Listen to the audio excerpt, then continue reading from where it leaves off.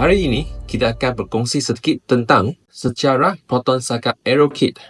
Mungkin ada yang sudah biasa dengan motor ini dan mungkin juga ada yang baru pertama kali mendengarnya. Di sini, saya akan mengumpul semua maklumat yang saya peroleh dan kongsikan sekarang tentang kereta istimewa ini. Sebelum itu, kredit kepada semua pemilik asal gantungan dan foto rujukan. Jika ada sebarang isu atau keberatan, sila maklumkan kepada saya. Pada tahun 1990, semasa Kuala Lumpur International Motor Show di PWTC, Proton memperkenalkan konsep Saga Aeropack yang sangat unik. Dan juga di sebelahnya pula dipamerkan Proton Saga Limousine. Okey, kita kembali ke Saga AeroKit ini. Saya rasa perkara pertama yang menarik perhatian saya adalah spoiler agak tinggi dan nampak futuristik pada masa itu. Tahu dia nampak macam Ford Escort Cosworth. Rim ala PPS menunjukkan sentuhan sporty.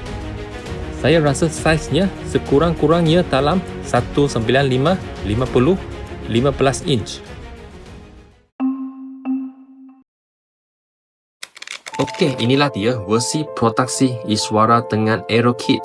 Ada sedikit perbezaan daripada kereta konsep.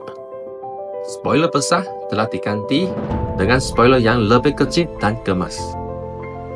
Sport rim pula diganti dengan reka bentuk yang lain dan saiznya menjadi 185/60 16 inch.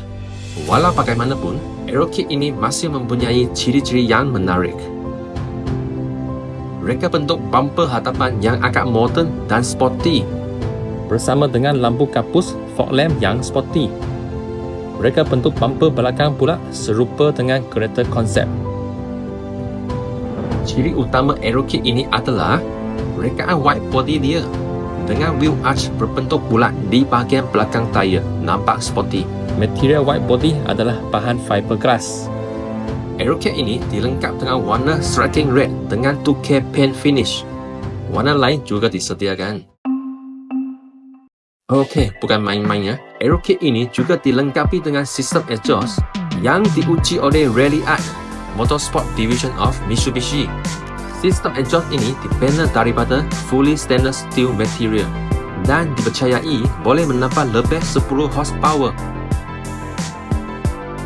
Harga untuk penukaran AeroKit adalah sebanyak RM7,000 dan jumlah harga untuk memiliki sebuah Saga Iswara AeroKit ialah antara RM43,500 hingga RM46,000.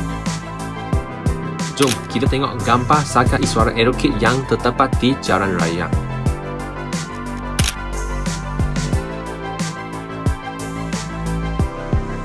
Okey, ini ada satu biji AeroKit dengan warna yang unik. Dan saya percaya pemiliknya telah respray dengan warna baru.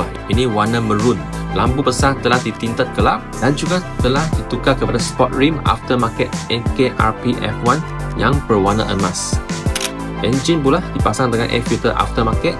Valve cover juga disembur warna emas. Depan, belakang, gambar dari bahagian tepi dengan pintunya semua dibuka.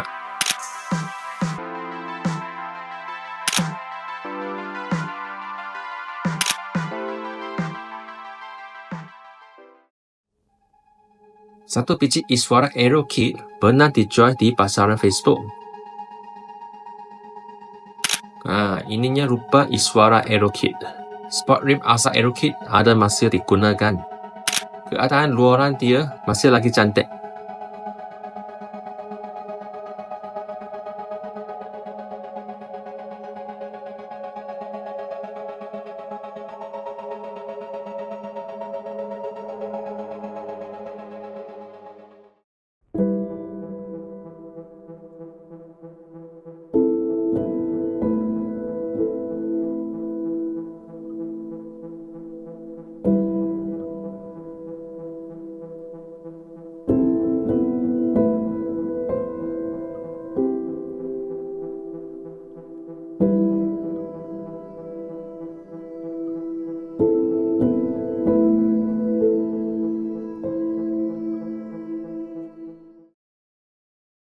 kasih rakyat Malaysia.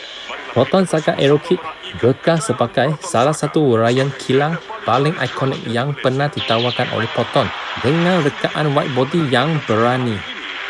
Terima kasih kerana menonton. Jangan lupa like, subscribe dan tekan loceng untuk episod seterusnya.